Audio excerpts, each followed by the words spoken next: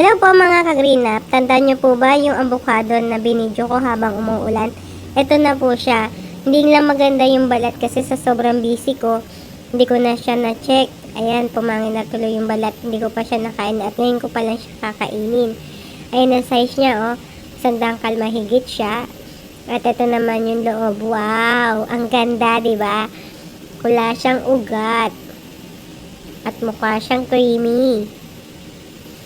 Ang ganda, diba? Ang laki.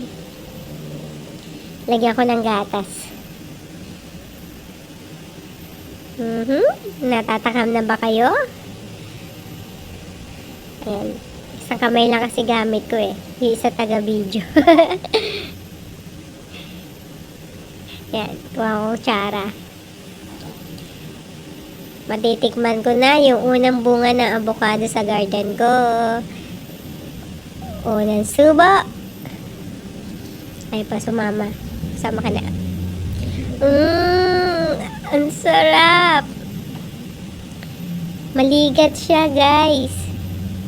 Wala nang ugat, tapos maligat pa siya. Yummy! Hindi ako mapapahiya kapag bumili kayo nito. Kaso may kasama siyang seedless sa isang puno, diba? Yan yung sinasabi ko na sa isang puno, dalawa bunga niya, isang seeded at isang seedless. Sarap. Mapapasunod-sunod ka ng subo dito. Hahanapin to ng iba pag natikman nila to. Malaki na siya, hindi maugat at maligat pa. Paborito ng lahat. Yun ang gusto ko din eh, yung maligat. Hindi ko na alam kung anong tawag sa ibang lugar. Diba? Ang sarap. Babay na nga para matuloy ko yung pagkain ko. Nabibitin ako sa subo.